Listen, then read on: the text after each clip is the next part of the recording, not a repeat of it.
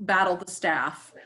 And like you said, it got foot traffic in the door, but I don't necessarily know that it increases our circulation by a lot. Have you guys been pushing your ebooks with those kids at home? Has that percentage gone up of them using ebooks and audiobooks? You have all the tools you need to get that to the kids? To fix the printer. Good. But he didn't go through it like he normally would have, because he said in another week or so, they'll have a new one. Okay. I'm sorry, Melissa, I didn't hear you. I have promoted it some to our teachers, but I have not been real active in it. Just I'm in the library one day a week, so I don't get a lot of time to commit to. Right. And I don't know how to find my statistics or my correlation for those.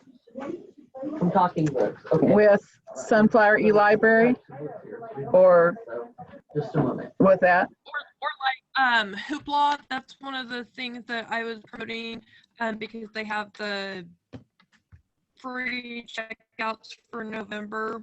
Mm-hmm.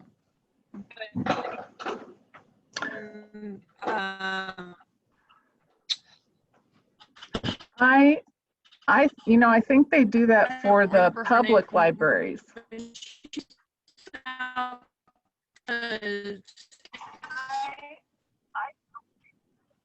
Not for school libraries. Melissa, you're kind of cutting in and out. I'm getting a lot of feedback from somebody else too. I don't know who's not on mute, but I think it might be me.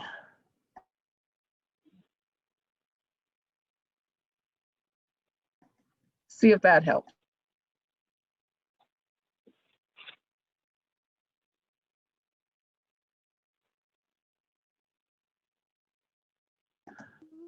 I have 5 kids and we're around isolation. So it's kind of loud in my house. I'm going to type in the chat and just communicate that way, kind of background noise. Okay, that might help a little. Well, if you guys need any promotional materials for Hoopla or Sunflower eLibrary, I can point you in the right direction. And maybe with the little guys, send it home with the parents. Might be the best route. I have put together, and I'll put it in the chat, a link for some of the resources that I'm going to show you, and you guys, I won't go through the whole thing. I'll just show you real quick. If you have any questions, we can stop and look at them. And then we can talk about some of these other questions here, because I'm not sure who asked what. Okay. I'm going to share my screen.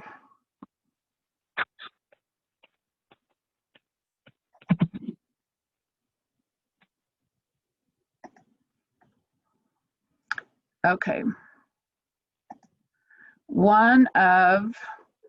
Can you see it?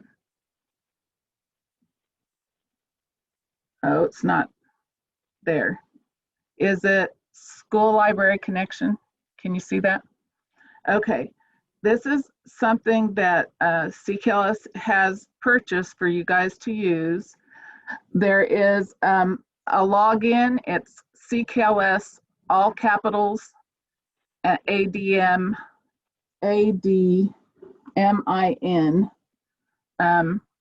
lowercase, and then the password is admin. And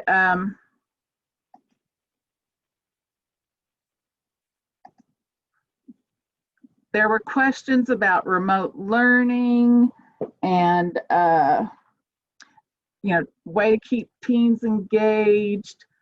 They've kind of revamped this, I think, to hopefully hit some more topics that are current. There are reviews. And then they do have a Twitter account that they post things to. But you'll see up here, you can explore the topics you're interested in.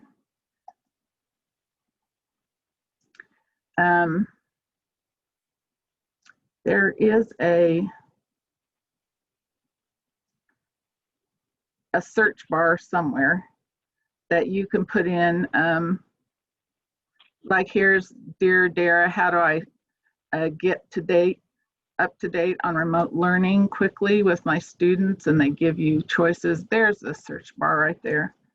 So any of those topics, they've got, when you log in, you can save it to my resource list, and there'll be things here. You're welcome to use that because it's going to be all of us. But you can see one of the topics was partnerships, schools and libraries. That was one of the topics. That they've got some real good information, and it's through Libraries Unlimited. So feel free to use that. Did you know that School Library Journal is free at this moment? You have free access. When they, on the link I gave you, it takes you to the login page. And you've got it, you can go back, you can see they've got book lists. That was one of the questions was, what are some of the good books coming up? Different collections, series, made simple, a lot of good information there. And I know you guys don't have a whole lot of time, and I can certainly search for you if you need me to. I'd be happy to send you some resources. I didn't know if you knew about Programming Librarian. It's from ALA, and you can, let's see, you can pick your library type or your audience, and they've got programming ideas. And, of course, they're looking at things you can take home or do at home with the kids. The teens sometimes are hard to figure out. Well, they've got tweens and teens and some good articles.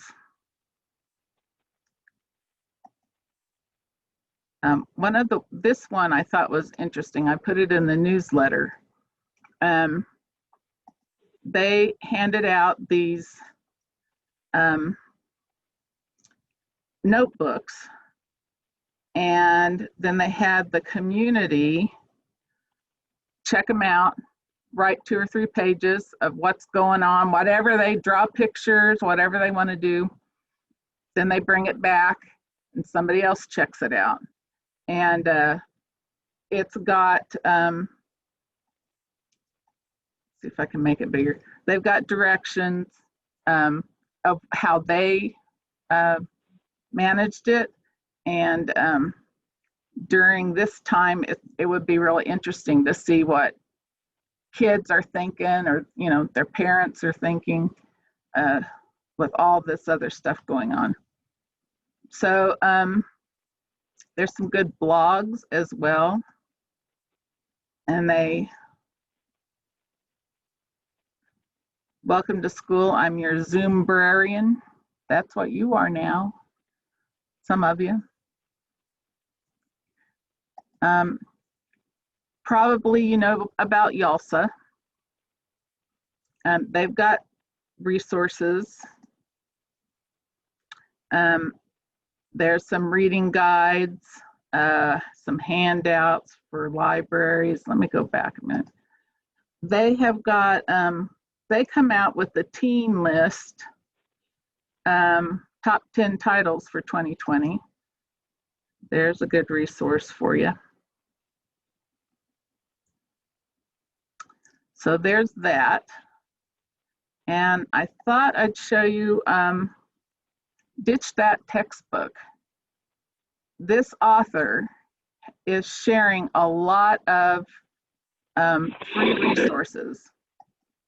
There's lots of templates for games, activities, brainstorming, all kinds of different things.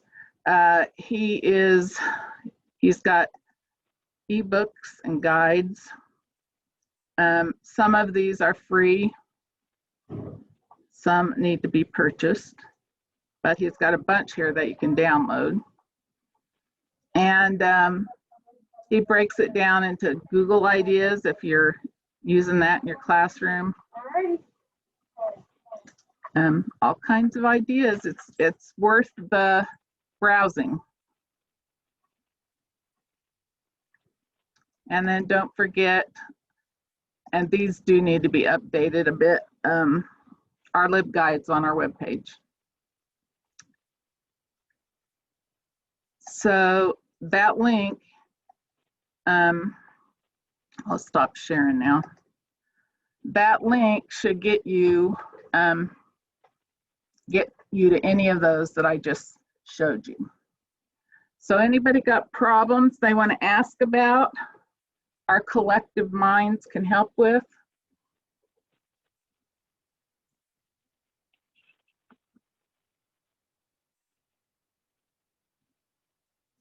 Okay. I was going to say, Melissa had asked if Hoopla was available for school libraries.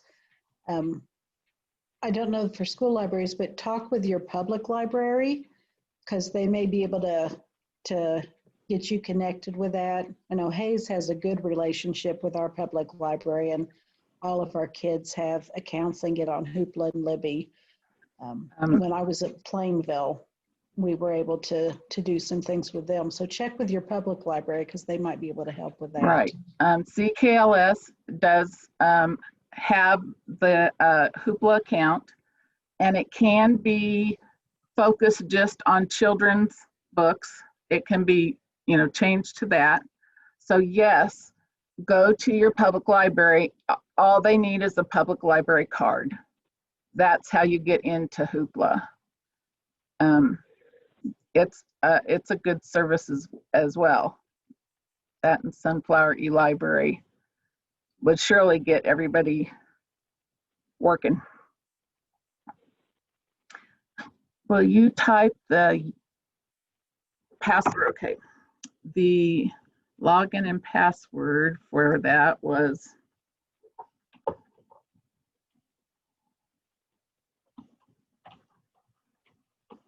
that's the login, and the password is admin.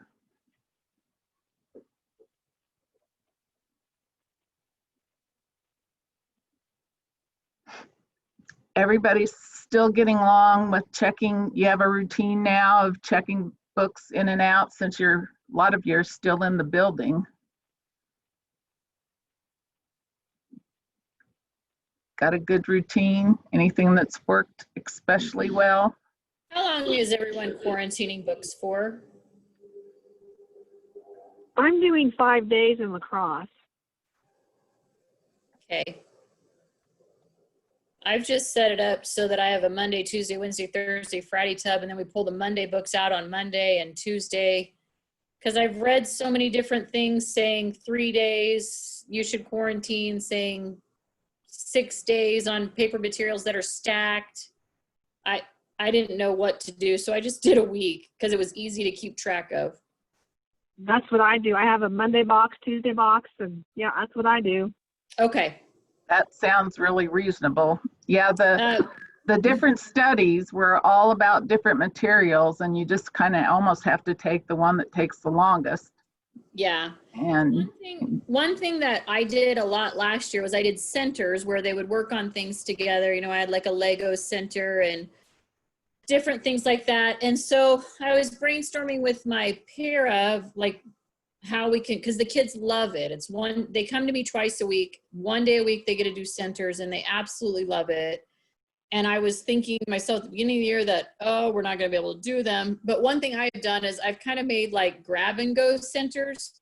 So the first round was for my older kids, I put note cards in a baggie and a little challenge, like you're walking through the forest and you come to a river and you see blueberries on the other side. You want to get the blueberries. You need to build a basket and a raft to get you over there.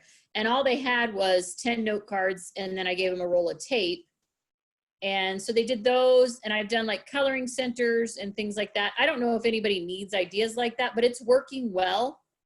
They just take everything with them. I do still have Lego centers. I just put them in individual baggies, and then I quarantine them for a week so I don't use them again until the next week. But it has really kept my elementary kids happy. Because I mean, they love to hear you read aloud, but it's really helped to keep them kind of with something as normal, what they're used to, but it's not exactly the same, but it has helped. So I don't know if anybody needs ideas like that. I can send things that we do, but the kids really have enjoyed that this year. If you do want to share those with us, I could put I've got my thing in Google Drive, and we can put your suggestions in there, a folder with that. Okay, Christy, I might send them or work on that tomorrow when I'm actually at the school. Sure. It's more like pictures and things like that, but it's a lot of stuff that I just kind of, I don't know, the kids have really enjoyed doing it. Like now with my older kids, I do a word search. I made some photocopies out of origami books for this time of centers, and the kids really like that stuff because it's stuff that they don't do a lot of otherwise. But the one that I found the most challenging is I bought decks of cards, and I divided them into 20s, and I put them in Ziploc bags, and they have to try to make card towers, which is something I did as a kid all the time, and my kids do it a lot, but I find a lot of kids haven't ever done it, so it's very challenging for them, but they've really enjoyed those too. So just, I try to think outside of the box as much as I could to keep centers going. Well, thank you for offering to share those. Anybody else doing something similar? I found myself making lots of videos. I use the iMovie app, and I used to have kids come sit on the floor right next to the bookshelf so they could take a look at, like if we're talking about nonfiction books and we wanted to demonstrate or look at what's in the 500s or something, they would sit right on the shelf. Well, when we're trying to keep our kids socially distanced as best we can in a small room, I've just found that making a video has worked actually way better than what I used to do, because sad to say, when you put it up on a big screen, they actually lock in and listen better than if I'd had them right next to the shelf where, you know, then they start looking at who's next to them or what's going on outside or whatever. So I've used a lot of videos, and that's worked really well. Thank you. Can we link to those possibly? I've got a YouTube channel. I think you can just search Lynette Armstrong to. Okay. I'll put that on my list to put in our folder. Yeah, they're pretty specific to like what's actually in my library. I don't know how helpful they'd be, but it might give you an idea of what to put in a video. Right, that's what I was thinking. See what you're talking about. Let's see. Melissa says she needs a suggestion of book series to buy for K and first graders. Anybody got a favorite? I like Jeannie B. Jones. They can't really read them. Are you wanting like, yeah, I was gonna say all the Mo Willems books are very popular in our library. The Elephant and Piggy and the Pigeon. We can't keep those on the shelf for kindergarten and first. Those are probably our most popular. My kids love the David Shannon books because I've told them He hides a picture of his dog, it's a little white dog, in every book. So they like to read those books and then try to find Fergus in each book.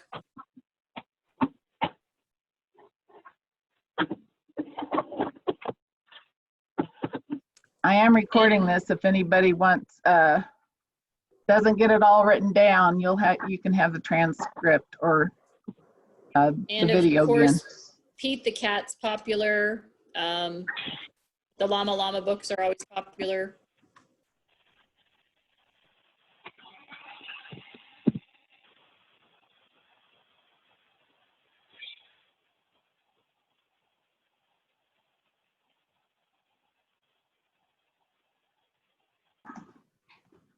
Um,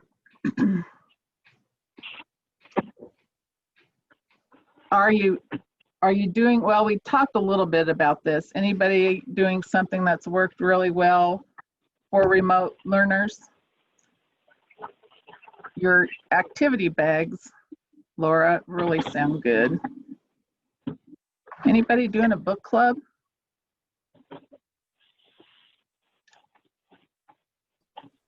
We're not doing a, I don't Oh, know go how a ahead. book club would work too well with, I mean, my schedule's packed as far as fitting the time in, and so is theirs. So I don't know how I could do that. I like the idea of it. Cheris, do something like that? well, I have an enrichment class where I have some kids that work on some reading skills, and we do, like one book that we're reading is Wonder, and we're doing like an activity like that, and that works out. I mean, you could definitely apply that if you had a book club, but I don't know how well you could do it. You just have to have good readers if you expect them to do it at home, because even with my group, it's, you know, you kind of have to babysit them to make sure they're reading what they're supposed to be doing, and we read it out loud, but I don't know if you could do that virtually. But it's still good, and we do a packet, and I make them slow down, and we go over vocabulary and some of those things and some of the points of the book, and I've enjoyed it, and my kids seem to like it, and of course we'll watch the movie once we're done with it. But it's worked well. The kids seem to like it. And then because we went to block schedule to cut down on like transitioning between, we've been really lucky. We haven't had anybody, we've had some kids quarantine just here and there, but we haven't had any positive cases in our district. So we've had kids here, and our seminar classes are really long.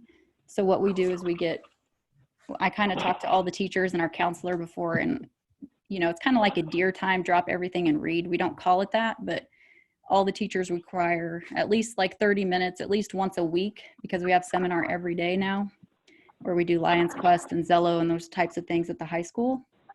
But we require that they actually have a physical book. We don't even let them have an ebook. And like you were saying earlier, how to get kids in the library, that helps with my checkout constantly, because I'm always having groups coming in because they have to have an actual physical book. So if you're on campus and you can do those types of things, I would recommend seeing if you have a seminar time where all your teachers would be willing to make that be a priority.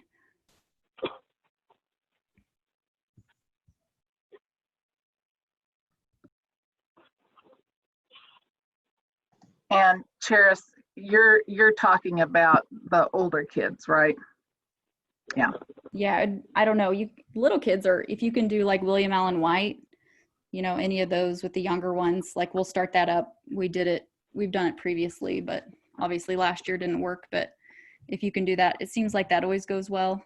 Hopefully if we can get some questions, I saw that email coming out that they might not My have only those. That's worry, always hard. my concern with that, with like doing the William Allen White thing, like Cheris was at Concordia, so she knows what I'm talking about. In the past is, you know, it takes kids a week and a half to read the book, and then the book has to sit for a week. It's just like, I don't know how I'll be able to generate enough time for them to actually read them. That's I mean, just the quarantining of books is so hard, when we used to be able to put it back on the, you know, read it, they turned it in, we scanned it, we put it back on the shelf. So I don't know how that'll work very well. This year, I've told my kids, you know, I don't care if they get it from the public library, if they read it on Hoopla, Libby, you know, if they read it, then they come and we talk about the book, you know, so I make sure they've read it. But I tell them anywhere they can get their hands on it, they can read it. I don't encourage audiobooks, and, you know, they may listen to an audiobook instead of reading it, but as long as they can listen to it. But that's what I've been doing with William Allen White, because, yeah, quarantining takes a lot It's of really books away. screws things up. And we do reading writing workshop, and I have at Roosevelt we have 3 classes per grade level.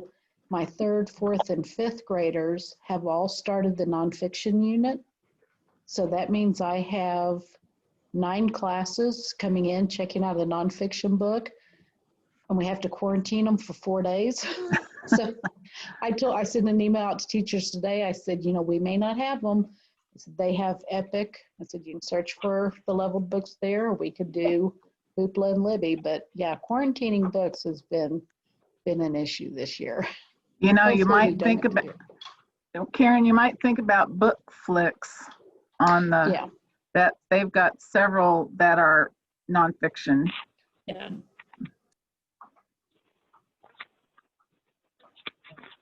Another option might be ILL. Our public library's been great, and I've had some classes that are looking for class reads, and we don't really have a lot in our school available, like sets purchased.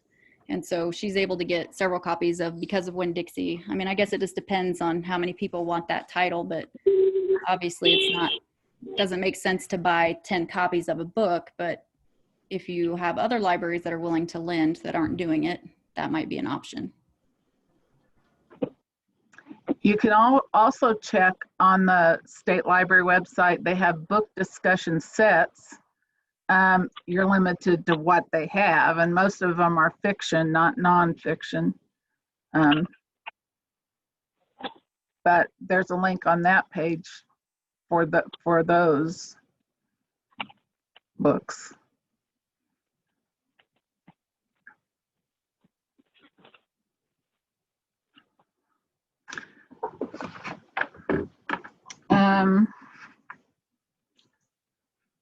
We had, I'm not sure, I don't know who asked about ILL. Is there a specific question about ILL?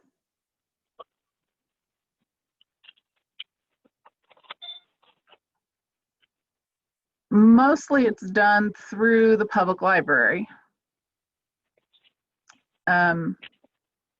School librarians do have a login that you can order them. I've got in North Ottawa, Minneapolis, the public librarian asked that she get into her account and she orders what the kids want, but they go to the public library and they go there to pick them up and check them out. So I'm not sure what specific question there was. But if you think of something, ask us. Weeding gradually, I think weeding this year would just be rough to add into whatever you're doing. But I did put in a couple links in my resource of doing certain sections during the month, a different section each month, or yearly, just to give you an idea of the topic was weeding gradually. So you're not just, and we've got a couple of libraries, Terrace, we still want to get out and do for them, but yeah, we're not sending out any teams right now, but we're happy to do that one. That was the best thing we did in Concordia, was having you guys come and do the weeding for us. I would highly recommend it when CKLS gets back to it. It's more to have them do it than it is for your staff, because staff seems to take things personally and they have these personal connections to things, and oh, this was my favorite book, and it really was a great service. Yeah, and When you do that, you also, as a librarian, I feel like you want to hoard things and you want to keep them because somebody might want to read it, but it was good for me to see that because I'm like, yes, it needs to go. So yeah, it's nice to have someone give you a second opinion too, so you're well, maybe. And it's nice to have someone say, yep, bye. And that just helped me too. I like seeing that. And it's nice to have room on your shelves for new books. And sometimes the kids think you have all new books when they can see what you have. I do have a question. How are elementary libraries handling checkouts? Like my kids, I have a full-time para in the library with me all the time, thank goodness. But she and I are the only ones that are touching books on the shelves. We're not letting the kids peruse the shelves. I don't know. I'm probably being overly cautious as far as that goes.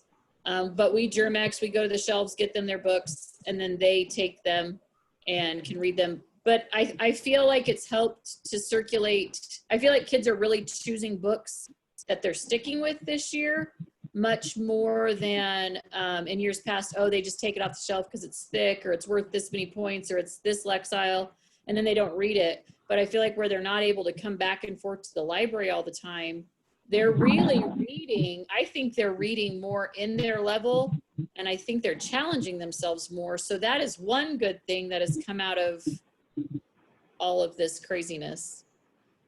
I don't know if anyone else feels the same way. I can't speak for La Crosse Elementary, but I know that she is taking, like if there's like 18 kindergartners, she'll take like 25 books to their room, and then they can pick from those books. So they're not even really coming into the library because it's a tiny library. See, and I have a very large space, so I fortunately don't have to go to the classrooms, thankfully. But I was wondering how that would work. In our district, our students, before they travel to a specials, they Germex and clean their hands before they come in our room. And then I bought extra library sticks this year so that when they use a library stick at the shelf, it goes into a pile that it stays there till the end of the day, and then we wash them. So really the stick only gets used one time. But the kids are going to the shelves. They are picking their own books. At the end of library time, they Germex and clean their hands again before they leave our room and go to another room. So for the most part, our kids have been able to travel to the shelves like normal. Okay, I will note too there, we haven't had any issues with any outbreaks from COVID for doing that. I mean, none of our things that have happened have had anything to do with our library books or supplies or any of that. I feel like, I know our junior high and high school library, their 512 building, she has them Germex, and then they go to the shelves and they can choose what they want, and then they can come back and check out. So I was just curious how that worked. I might give that some thought. It's kind of nice though, because we put picture books for the littler kids, we face them out, and they typically pick those out. And I feel like I'm circulating books that wouldn't normally get circulated.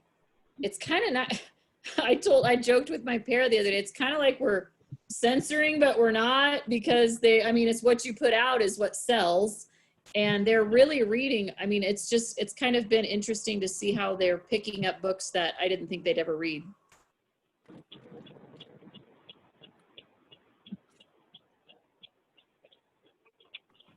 I've kind of agree with you. I found some kids that are a little more serious about what they're picking this year because they know that when it gets returned, it's in quarantine for a while.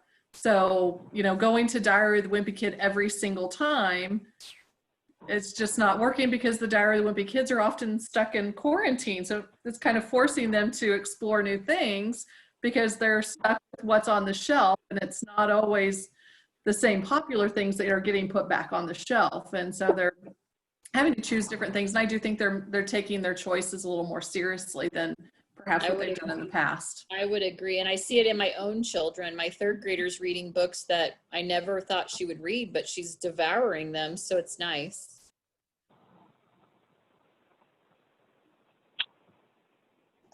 Hi there, Janet.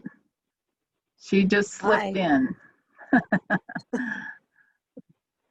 We were just talking about whether the kids could go to the shelves and choose their own books. And talking how that has been done. Well, in our How many- library, Go ahead. they can go, but then they have to stand there, and then I will go and pick it off the shelf for them and then bring it back and check it out to them. But then we also went cloud hosted this year.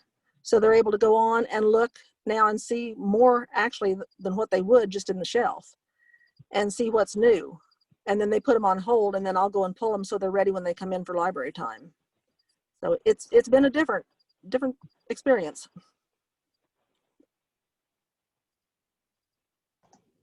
Well, you all are making it work for you, and it's nice to hear there's some things that you think are working well and to the benefit of the kids. I might just tuck that into the newsletter after our meeting today.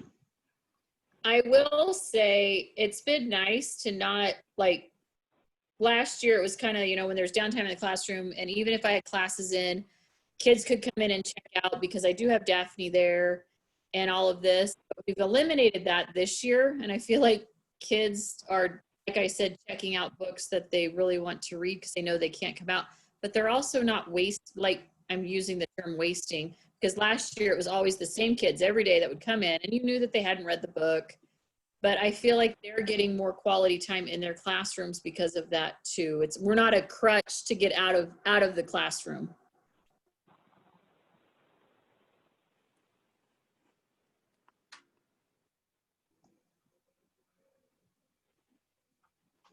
One thing I do in my library with classes, I'm at 2 libraries, and one's pretty good size, one's really small. And I don't want them all congregated together looking for books in the small ones. So they have the online catalog on their iPads. And when they're sitting, I just let a couple tables go up at a time. When they're sitting and waiting, they're looking up books. And I think that's helped them find different books that they might be interested in. So that's been pretty good for me this year. I even do it at Roosevelt at my larger library. They could probably all get up at one time, but it's like, no, we'll go 2 tables at a time and you can look for a book, and that's helped a lot with getting through and finding those books.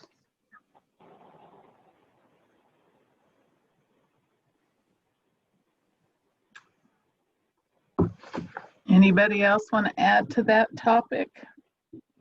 Sounds like managing holds. One of the things that we've done is partner with the public library. Are you not catching me? I can hear you now. Okay. One of the things we have done is partner with the public library. And so I've actually went and picked out about 50 books from the public library, not new books, but just books that haven't really circulated well to public library that look really new, and brought them over. And I have a rotating shelf in my school library that the first graders get to pick from. And I try to grab books that are from other series so that they can get kind of a taste of it. And then I'm like, you can get this at the public library to kind of encourage them to go and know that resource is there. My thing is we need to get the kids in our public libraries early. Like our high school doesn't have a library. So we need to train them young that they have this resource available to them. They don't have to rely on just Miss Melissa to get them books.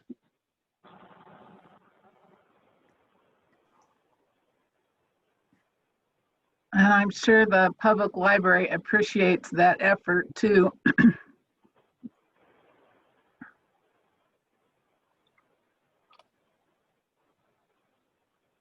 Anybody else working with a public or even a college library, maybe? Well, in La Crosse, if the kids they want a specific book and I don't have it in the library, I'll interlibrary loan it through the Bernard Library. And I've also been getting them hooked up with some library cards as well. A lot of them didn't even have library cards to begin with. The kids are in sports and they're busy. So I'll actually, when their book comes in, I'll go run and pick it up for them and their new library card. Then I just say, when you're done, just go by the library and drop it in their night box. So I don't have to worry about getting it back. Have you guys had to teach your students and/or teachers to use the card catalog?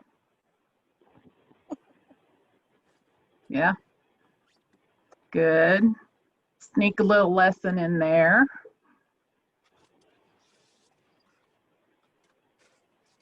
I've actually, my English teacher is really good about once a year I go in there and she has all the classes since we're so small. So I'll hit 7 through 12 and I'll go through all of the local library resources, and then we'll do the public, and then we'll do the state library. So that's helpful because then they get to know that. And then I do a lesson with them in seminar just because we meet in the library because it's a bigger space. So my sophomore group gets extra library time, but it doesn't hurt them. And needed more than ever right now. They need that access.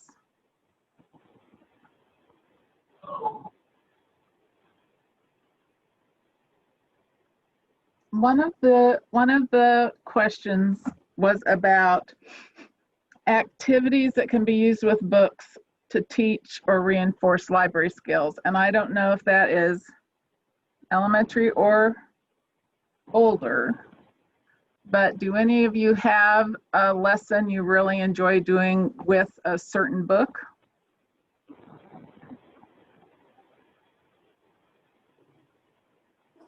I don't know if you could do it this year or not.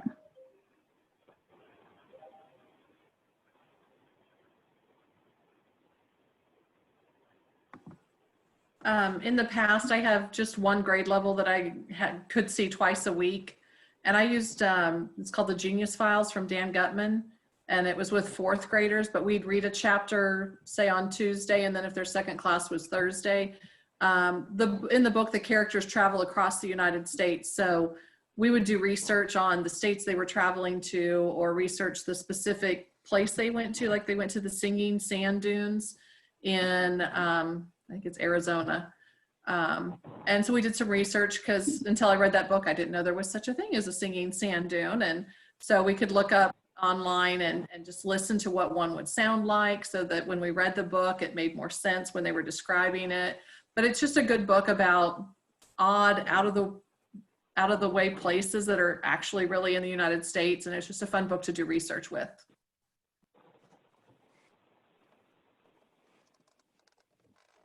That sounds like a lot of fun too. Go ahead, I'm just listening. Are you getting muted? Oh, no. I have to go, Christy, so I will share that stuff with you tomorrow. Well, thanks for joining us and all your good ideas. Thanks. We'll see you later.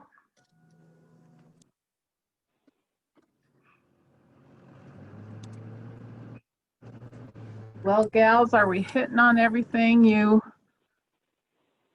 wanted to hear about?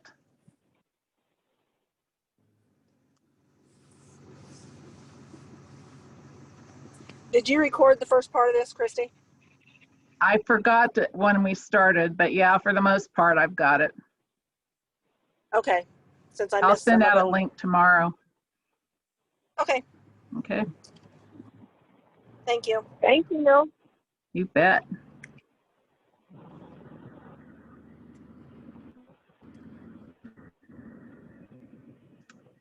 I don't know, are any of you thinking about your district using Sora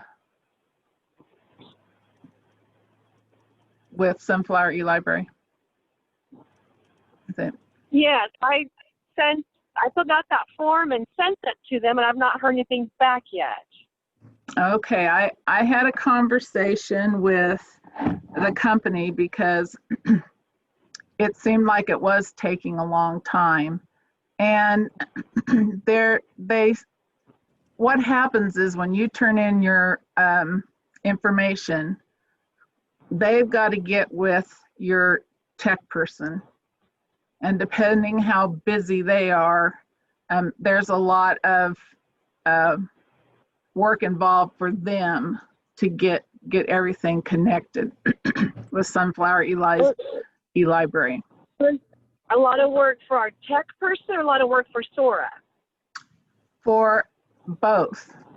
The tech person is Okay. working with Sora, and he's showing them how to get connected. And one of the things that they kind of pushed with the program was you can link to just the juvenile books, and it's filtered for the district, so that like the K through 6 kids would only be able to check out, or the list that they get will only be juvenile fiction. And Sure. that I think that takes some doing. So she told me to be patient, but if you have questions or you haven't heard from them within maybe a couple of weeks, I can give you the name of the rep and she'll visit and find out what's going on for you. Okay, because we only have a tech guy 1 day a week. Yeah, and he would be working on this. It's for the whole district. It's not just one school. So he would probably have to set up one building for K6 and then set up a link to the YA for your junior high school. I think that's what's taking time. Is I'm sure your tech people have their hands full this year as well. Yeah. And they need some time to work on it. Very good. Thank you. You bet.